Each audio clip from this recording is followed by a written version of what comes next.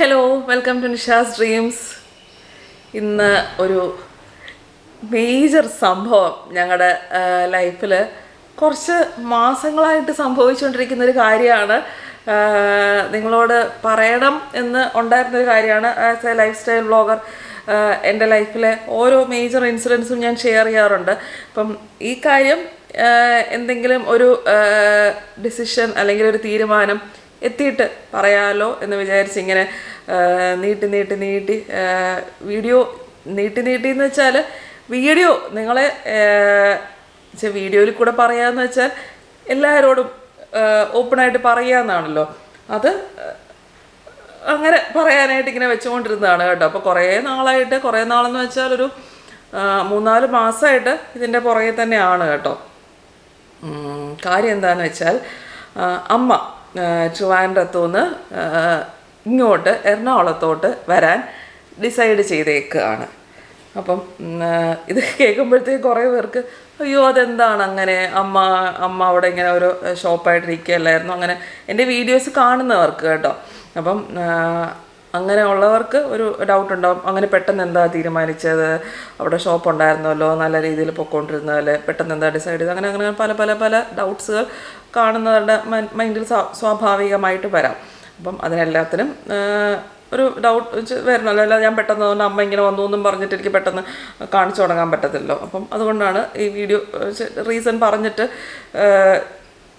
പറയാം. അപ്പം അമ്മ ഇങ്ങനെ കുറേ നേരത്തെ, അമ്മ ഇപ്പോഴൊന്നും അല്ല, ഞങ്ങൾ മറ്റേ ഹോങ്കോങ്ങിലൊക്കെ പോയില്ലേ, ആ സമയം തൊട്ട് പറയുന്നുണ്ടായിരുന്നു നിങ്ങൾ ഹോങ്കോങ്ങിൽ പോയിട്ട് വന്നിട്ട് നമുക്കൊന്ന് സംസാരിക്കാം എന്നൊക്കെ പറഞ്ഞിട്ട് അപ്പോൾ തൊട്ടേ പറയുന്നുണ്ടായിരുന്നു. എനിക്കിങ്ങനെ കടയൊക്കെ കൊണ്ടുപോകാനായിട്ട് കുറച്ച് ബുദ്ധിമുട്ടാണ്, എനിക്ക് മതിയായി തുടങ്ങി എന്നൊക്കെ പറഞ്ഞിട്ട് അപ്പോൾ തൊട്ടേ പറയുന്നുണ്ടായിരുന്നു. ഞങ്ങളിങ്ങനെ ആ സമയം തൊട്ടേ നിങ്ങൾ പോയിട്ട് വന്നിട്ട് നമുക്കൊന്ന് ഡിസ്കസ് ചെയ്യണം എന്നൊക്കെ പറഞ്ഞിട്ട് ആ സമയം തൊട്ടേ നമ്മൾ പറയുന്നുണ്ടായിരുന്നു. എനിക്ക് ഇങ്ങനെ ഇത് എന്നുവെച്ചാൽ ഒരു കട മാനേജ് ചെയ്തുകൊണ്ട് പോകാമെന്ന് വെച്ചാൽ അതിൻ്റെ പുറകിൽ ഒത്തിരി കഷ്ടപ്പാടുണ്ടാവുമല്ലോ. അമ്മ ഇതിപ്പം ഒരു ഏകദേശം ഒരു 20 years ആയിട്ട് എൻ്റെ ഞാൻ പ്രഗ്നൻ്റായിട്ട് ചെന്നപ്പോഴായിരുന്നു, പ്രഗ്നൻ്റായിട്ടെന്ന് വെച്ചാൽ എൻ്റെ 7th monthലായിരുന്നു അതിൻ്റെ ഇനോഗ്രേഷൻ. ആ സമയത്താണ് അമ്മ കട ഇനോഗ്രേറ്റ് ചെയ്തത്. അപ്പം അപ്പം തൊട്ട് അമ്മ ഇങ്ങനെ ഒറ്റയ്ക്ക്, അപ്പം പപ്പയുടെ ഹെൽപ്പ് ഉണ്ടായിരുന്നു കേട്ടോ. അപ്പോൾ ഒരു 4 വർഷം പപ്പയുടെ ഹെൽപ്പ് ഉണ്ടായിരുന്നു. അത് കഴിഞ്ഞപ്പോൾ തൊട്ട് ഒറ്റയ്ക്ക് ഒരു മാനേജ് ചെയ്തുകൊണ്ടിരുന്ന കടയാണല്ലോ. അപ്പം ആ സമയത്ത് അമ്മയുടെ ഏജ് അല്ല ഇപ്പോഴത്തെ അമ്മയുടെ ഏജ്. ഇപ്പം അമ്മയ്ക്ക് 66 years ആയി. അപ്പം അമ്മയ്ക്ക് അങ്ങനെ ഒരുപാട് ഹെൽത്ത് പ്രോബ്ലംസ് ഒന്നല്ല, കാല്, ഈ ഡയബറ്റിക് ന്യൂറോപ്പതി, ആസ്മ, അങ്ങനെ കുറച്ച് പ്രശ്നങ്ങൾ, അങ്ങനെ മേജർ ഹെൽത്ത് ഇഷ്യൂസ് ഒന്നുമില്ല, ദൈവം സഹായിച്ച് അങ്ങനത്തെ ഹെൽത്ത് ഇഷ്യൂസ് ഒന്നുമില്ല. ഇങ്ങനത്തെ അപ്പം കുറച്ച് നേരം ഇങ്ങനെ നിൽക്കാനും അങ്ങോട്ടും ഇങ്ങോട്ടും ഓടാനും അങ്ങനത്തെ കുറച്ച് പാടുകളൊക്കെ ഉണ്ട്. കാലിന് കുറച്ച് പ്രശ്നങ്ങൾ, ബാക്ക് പെയിൻ ഉണ്ട്, അതുകൊണ്ട് കേട്ടോ, നന്നായിട്ട് ബാക്ക് പെയിൻ ഉണ്ട്. അപ്പം അങ്ങനത്തെ കുറേ പ്രശ്നങ്ങളുണ്ട്. അപ്പം അമ്മയുടെ ഹെൽത്ത് ഇഷ്യൂസ് കാരണം പിന്നെ കടയിൽ മാനേജ് ചെയ്യാന്ന് പറഞ്ഞാൽ ഒരു 8-10 സ്റ്റാഫുണ്ട്. ടൈലറിങ് യൂണിറ്റ് കൂടെ ഉണ്ട്, ബൊട്ടീക്ക് ആൻഡ് ടൈലറിങ് യൂണിറ്റാണ്. അപ്പം ഞാൻ ഒരുപാട് വീഡിയോസിൽ കാണിച്ചിട്ടുള്ള അറിയായിരിക്കുമല്ലോ നിങ്ങൾക്ക്. അപ്പം അത് മാനേജ് ചെയ്യാന്ന് വെച്ചാൽ കടയിലെ സ്റ്റാഫിനെ മാനേജ് ചെയ്യണം, പിന്നെ അല്ലാതെ ബൊട്ടീക്കിലത്തേക്ക് വേണ്ടി സ്റ്റോക്ക് പർച്ചേസ് ചെയ്യണം, അതിന് അങ്ങോട്ട് പോകണം ഇങ്ങോട്ട് പോകണം. അമ്മ ഇപ്പോൾ എറണാകുളത്ത് ഇടയ്ക്കിടയ്ക്ക് അങ്ങോട്ട് അതിന് വരും. പിന്നെ അല്ലാതെ തന്നെ സപ്ലയേഴ്സുമായിട്ട് ഡീൽ ചെയ്യണം. അപ്പോൾ അങ്ങനെ പിന്നെ അമ്മയ്ക്ക് രാവിലെ കടയിൽ പോയി ഇരിക്കണം, പിന്നെ മെഷർമെൻറ്റ്, അങ്ങനെ ഒരുപാട് അമ്മ തന്നെയാണ്. മിക്ക കസ്റ്റമേഴ്സും വരുമ്പോഴത്തേക്കും, അമ്മ വീട്ടിലായിരിക്കുന്ന സമയത്താണെങ്കിലും മിക്ക കസ്റ്റമേഴ്സും വരുമ്പോഴത്തേക്കും അമ്മ കടയിൽ ഉണ്ടാവണം എന്ന് സ്പെസിഫൈ ചെയ്യുന്ന ആൾ. അല്ലാതൊരു മാനേജർ, ഒരു പെൺകുട്ടിയുണ്ട്, എന്നാലും അമ്മ തന്നെ കടയിൽ വേണം എന്ന് സ്പെസിഫൈ ചെയ്യുന്ന ആളുകളാണ് മിക്കവരും വരുന്നത്. കാരണം ഡിസൈനിങ് ഇതിലൊക്കെ അമ്മ ഉണ്ടാവുമായിരുന്നെങ്കിൽ നല്ലതായിരുന്നു എന്ന് സ്പെസിഫൈ ചെയ്യുന്നതാണ് മിക്കവരും. അപ്പോൾ അമ്മ ചിലപ്പം വീട്ടിൽ വരുന്ന സമയത്ത് അമ്മയ്ക്ക് ചിലപ്പം തിരിച്ച് അങ്ങനെ പോകേണ്ടി വരും. അപ്പം അങ്ങനെ അങ്ങോട്ടും ഇങ്ങോട്ടും ഓടി നടക്കുമായിരുന്നു. പിന്നെ അപ്പം എല്ലാം കൂടെ മോണിറ്ററി ബെനിഫിറ്റും അങ്ങനെ കാര്യമായിട്ടൊന്നും ഉണ്ടായിരുന്നില്ല. അമ്മയുടെ ഒരു പാഷൻ കൊണ്ട് അമ്മ നടത്തിക്കൊണ്ട് പോകുന്നതാണ്. അങ്ങനെ അമ്മ തന്നെ ഇങ്ങോട്ട് പറഞ്ഞു അമ്മയ്ക്ക് അങ്ങനെ വലിയൊരു ഇതായിട്ട് ഹെൽത്ത് വൈസ് മോണിറ്റർ വൈസുമായിട്ട് അമ്മയ്ക്ക് ഇപ്പം മാനേജ് ചെയ്യാൻ പറ്റുന്നില്ല, കട നിർത്തുന്നതാണ് നല്ലതെന്ന് അമ്മ തന്നെ സജസ്റ്റ് ചെയ്തു. അങ്ങനെയാണ് കട നിർത്തുന്നതിനെക്കുറിച്ച് തീരുമാനമായത്. അപ്പോൾ കട നിർത്തുന്നതിനെക്കുറിച്ച് തീരുമാനമായപ്പോൾ ഞങ്ങൾ പിന്നെ ആദ്യം കട ഒന്ന് സെയിൽ ചെയ്യാനായിട്ട് അവിടെ ഉള്ള അത്യാവശ്യം 1-2 പേരോടൊക്കെ പറഞ്ഞു. കട മൊത്തമായിട്ട് വേറെ കടയായിട്ട് കൺവേർട്ട് ചെയ്യുന്നതിനോട് അമ്മയ്ക്ക് അങ്ങനെ മാനസികമായി താല്പര്യമില്ലായിരുന്നു. അപ്പോൾ ഭാഗ്യത്തിന് അത് ഒരാൾ ഇങ്ങനെ തന്നെ വിമൻസ് സോൺ എന്ന പേരിൽ തന്നെ വേറൊരു ലേഡി തന്നെ മേടിച്ച് അമ്മയ്ക്ക് അവിടെ ആ കോളനിയിൽ തന്നെ ഉണ്ടായിരുന്ന അവരിപ്പം താമസം അവിടെ നിന്ന് മാറി എന്നാലും അത്യാവശ്യം കുഴപ്പമില്ലാത്ത വേറൊരു ഫാമിലി തന്നെ മേടിച്ച് അവർ തന്നെ അതേ പേരിൽ തന്നെ വിമൻസ് സോൺ എന്ന പേരിൽ തന്നെ റൺ ചെയ്യാനായിട്ട്. അപ്പോൾ സ്റ്റാഫിനൊന്നും ജോലി പോയില്ല. അതാണ് അമ്മയ്ക്ക് ആ ഒരു ആഗ്രഹം ഉണ്ടായിരുന്നു, സ്റ്റാഫിനൊന്നും ജോലി പോകരുത്. അപ്പോൾ സ്റ്റാഫിനെ എല്ലാവരും അബ്സോർബ് ചെയ്തു, സ്റ്റാഫിനൊന്നും ജോലി പോയിട്ടില്ല. അപ്പോൾ നേരത്തെ ടൈലറിങ് യൂണിറ്റ് നമ്മുടെ വീടിൻ്റെ മുകളിലായിരുന്നു. ഇപ്പോൾ ടൈലറിങ് യൂണിറ്റായിട്ട് അവർ അവിടെ ഷോപ്പിൻ്റെ മുകളിൽ വേറൊരു യൂണിറ്റ് റെൻറ്റിനെടുത്ത് അവിടെ തന്നെ ടൈലറിങ് ഉണ്ട്. അപ്പോൾ നമ്മുടെ ഒരു സ്റ്റാഫിനും ജോലിയും പോയിട്ടില്ല, അവരെല്ലാം അങ്ങനെ തന്നെ അബ്സോർബ് ചെയ്ത് ആ ഒരു ഇതിൽ ആ ഇൻറ്റൻഷനിലാണ് നമ്മൾ അങ്ങനെ കുറച്ച് നാൾ അങ്ങനെ വെയിറ്റ് ചെയ്ത്. അപ്പോൾ കഴിഞ്ഞ് മുരളിയേടൻ തന്നെയാണ് എല്ലാം മാനേജ് ചെയ്തുകൊണ്ടിരുന്നത് കേട്ടോ. മുരളിയേടൻ്റെ ഇടയ്ക്ക് കുറേ പ്രാവശ്യം ട്രിവാൻഡ്രത്തോട്ട് പോലെ വരൽ, ഇടയ്ക്കിടയ്ക്ക് മുരളിയേടൻ അങ്ങനെ ഷട്ടിലടിയായിരുന്നു ട്രിവാൻഡ്രം എറണാകുളം കാരണം അമ്മയ്ക്കത് ചെയ്യാൻ പറ്റത്തില്ല, ഒറ്റയ്ക്കൊന്നും മാനേജ് ചെയ്യാൻ അമ്മയ്ക്ക് പറ്റുന്നില്ലായിരുന്നു. മുരളിയേടൻ ഇങ്ങനെ ട്രിവാൻഡ്രം എറണാകുളം ഇങ്ങനെ ട്രെയിനിൽ പോലും വരലും തന്നെയായിരുന്നു. കട ഇപ്പം വീണ്ടും കഴിഞ്ഞ മെയ് 1 തീയതി അവർ വിമൻസ് സോൺ എന്ന പേര് തന്നെ റീസ്റ്റാർട്ട് ചെയ്തു. റീസ്റ്റാർട്ട് എന്നല്ല, അമ്മ ഏപ്രിൽ 30 വരെ നടത്തുന്നുണ്ടായിരുന്നു.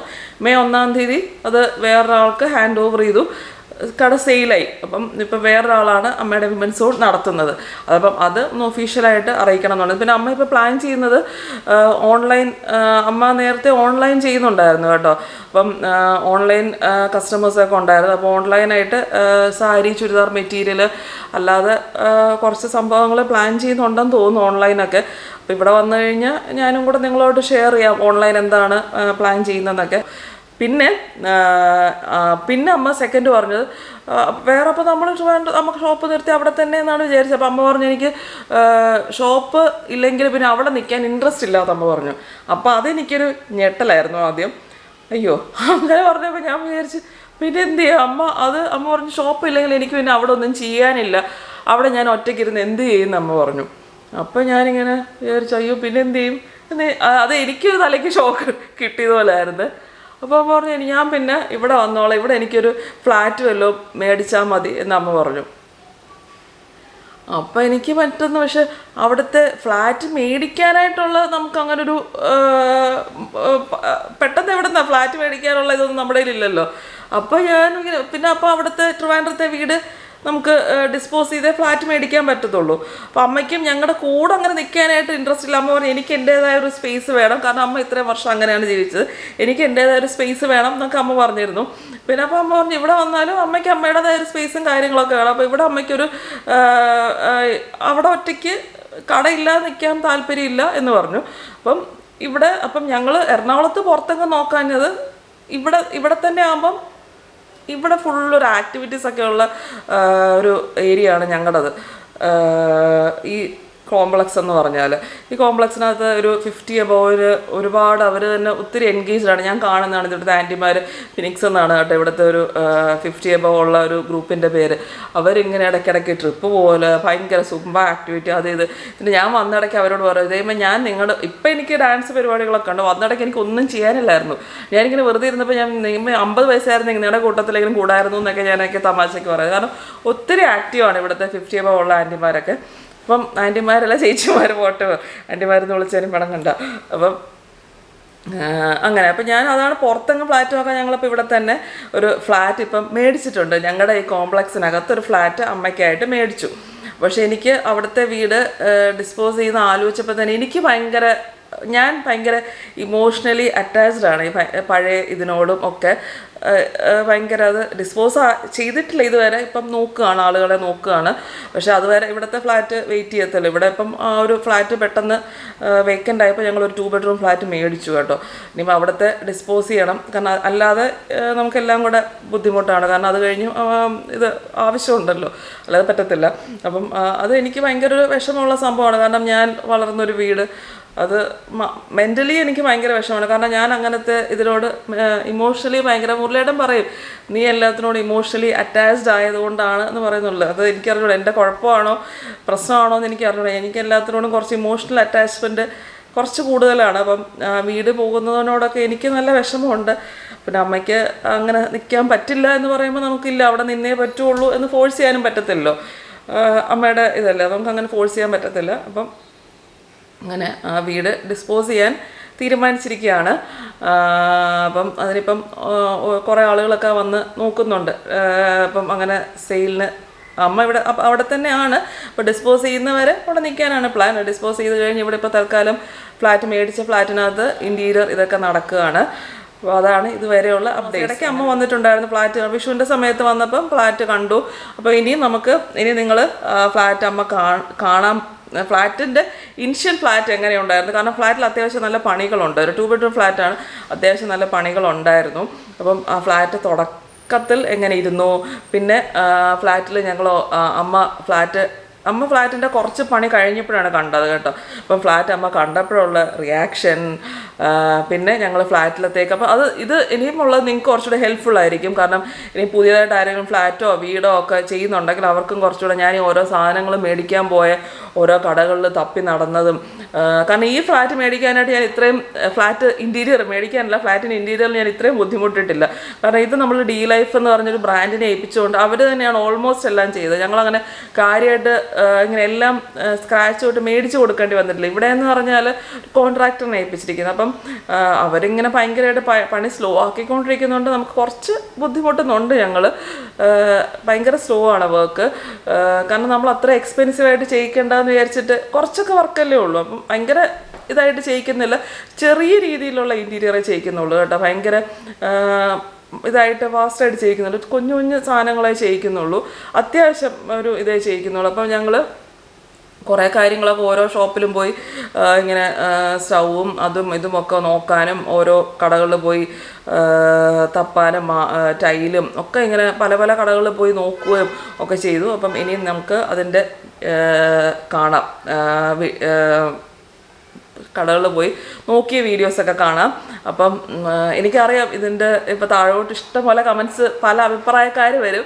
ഇപ്പം നമ്മുടെ ലൈഫിൽ ഓരോ കാര്യങ്ങൾ വന്നു ചേരുന്നതാണ്. ഞാനിങ്ങനെ വിചാരിക്കും, ഒന്നും നമ്മൾ നേരത്തെ ഡിസൈഡ് ചെയ്തല്ലല്ലോ ഒരു കാര്യങ്ങളും നടക്കുന്നത്, നമുക്ക് വന്നു ചേരുന്നത് പോലെ ആ തീരുമാനങ്ങൾക്കനുസരിച്ച് മൂവ് ചെയ്യാനേ പറ്റുള്ളൂ. ഇപ്പം ഞാൻ ഒരിക്കലും വിചാരിച്ചിരുന്നില്ല എനിക്ക് ട്രിവാൻഡ്രം ആയിട്ട് ഒരു അറ്റാച്ച്മെൻ്റ് ഇല്ലാതെ ആവും എന്നൊന്നും. അറ്റാച്ച്മെൻ്റ് ഇല്ലാതാവും അങ്ങനെ പറയാൻ പറ്റുമെന്ന് എനിക്കറിയത്തില്ല. പക്ഷെ അങ്ങനെ ഞാൻ ഒരിക്കലും മനസ്സിൽ പ്രതീക്ഷിച്ചിരുന്നൊരു കാര്യമൊന്നും അല്ല. നമുക്ക് ആ വന്നു ചേരുന്നതിനനുസരിച്ച് നമുക്ക് മൂവ് ചെയ്യാൻ പറ്റുള്ളൂ. എൻ്റെ ലൈഫ് അതിന് വലിയൊരു എക്സാമ്പിളാണല്ലേ. കാരണം ഞാൻ ഒരിക്കലും പ്രതീക്ഷിച്ചിരുന്ന പോലല്ല എൻ്റെ ലൈഫ് ഇപ്പോൾ പോകുന്നത്. പക്ഷെ life has to go on. നമ്മൾ ആ ഓരോ ദിവസവും അന്നന്നത്തെ ഇതിൽ ഞാൻ എപ്പോഴും പറയും, ഈ നിമിഷത്തിൽ ജീവിക്കുക.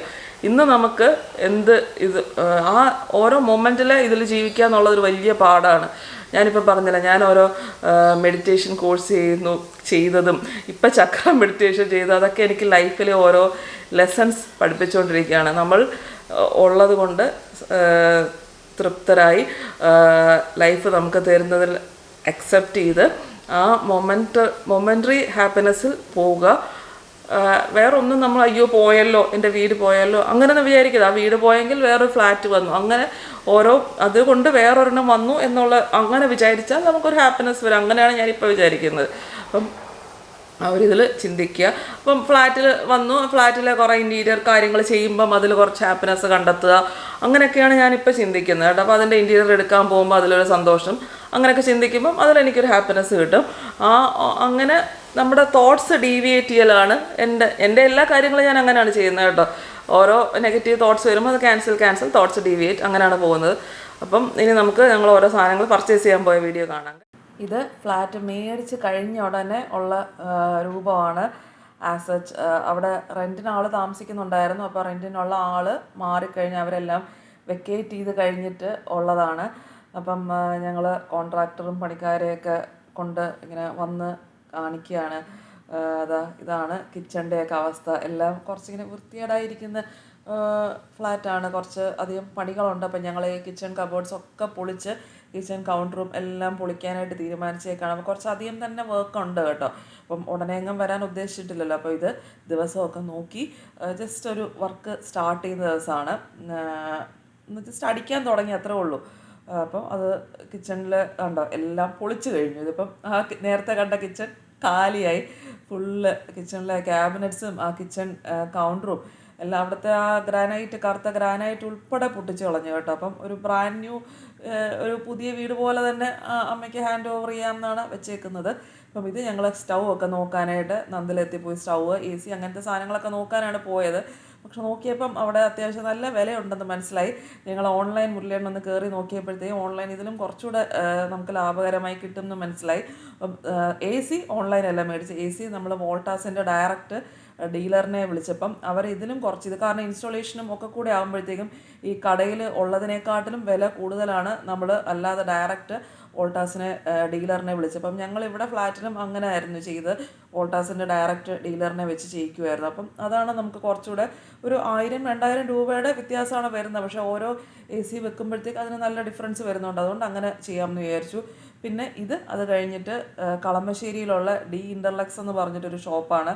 ഇവിടെ ഇങ്ങനെ ഗ്ലാസ്, പിന്നെ ഇത് ഇങ്ങനെ WPC എന്ന് പറഞ്ഞൊരു സംഭവമാണ്. ഇതിങ്ങനെ പാനലിംഗ് ഒക്കെ ചെയ്യിക്കാനായിട്ട് നല്ല ഭംഗിയാണ്. വുഡൻ പാനലിംഗ് പോലെ തന്നെ ഇരിക്കും. പെർ പീസ് പ്രൈസ് ഞാൻ അവിടെ കാണിച്ചിട്ടുണ്ടല്ലോ, 540 പെർ പീസ് പ്രൈസ്. അപ്പോൾ നമുക്കൊരു വോളിൽ ഇങ്ങനെ TV യൂണിറ്റിൻ്റെ സൈഡിലൊക്കെ ഇങ്ങനെ രസമായിട്ട് ചെയ്യിക്കുമ്പോഴത്തേക്കും ഫുൾ ഒരു വോൾ ഇങ്ങനെ 3-4 മേടിക്കുകയാണെങ്കിൽ ഒരു 4000 ഒക്കെ ആവത്തുള്ളൂ, ഒരു 4-5 പീസ് മേടിക്കുമ്പോഴത്തേക്കും. അപ്പം അത് നല്ല ലാഭകരമാണ്. WPC ആണ് മെറ്റീരിയൽ. ഇത് അമ്മ ഫസ്റ്റ് സമയത്ത് വന്നപ്പോൾ എങ്ങനെ കയറി? എവിടെ?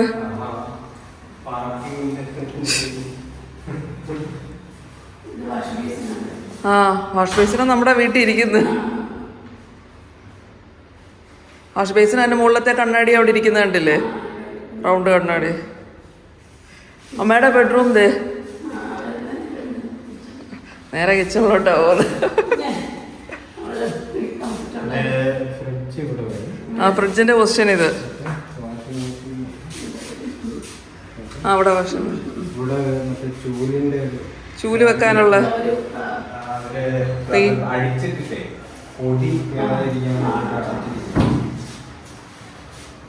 പൂജാറും ഇഷ്ടപ്പെട്ടു. ഫ്ലാറ്റ് കണ്ടിട്ട് ഞങ്ങൾ നേരെ അമ്മയും കൊണ്ട് പോയത് കജാറിയ ടൈൽസ് ആൻഡ് മാർബിൾസ് ആണ്.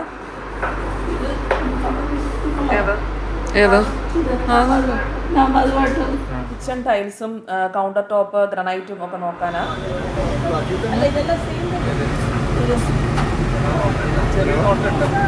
ഈ 2 എണ്ണമാണ് കിച്ചൺ ടൈലായിട്ടും പിന്നെ ഡൈനിങ്ങിലെ വാഷ് ബേസിന്റെ മുകളിലത്തെ ടൈലായിട്ട്, ഇവിടുത്തെ ടൈലായിട്ട് സെലക്ട്. ഡൈനിങ് ഹാളിന്റെ സൈഡിലുള്ള ഈ wash basin, ceramic wash basin, ഈ ലോങ് ടാപ്പും ഞാൻ ഓൺലൈൻ മേടിച്ചതാണ് കേട്ടോ. എനിക്ക് നന്നായിട്ട് ഇഷ്ടപ്പെട്ടു, മുരളിയേട്ടനും ഒക്കെ നന്നായിട്ട് ഇഷ്ടപ്പെട്ടു. അത് ഡാർക്ക് കളറായതിനാണ് അതിൻ്റെ താഴത്തെ ഗ്രാനൈറ്റ് ക്രീം ആക്കിയത്.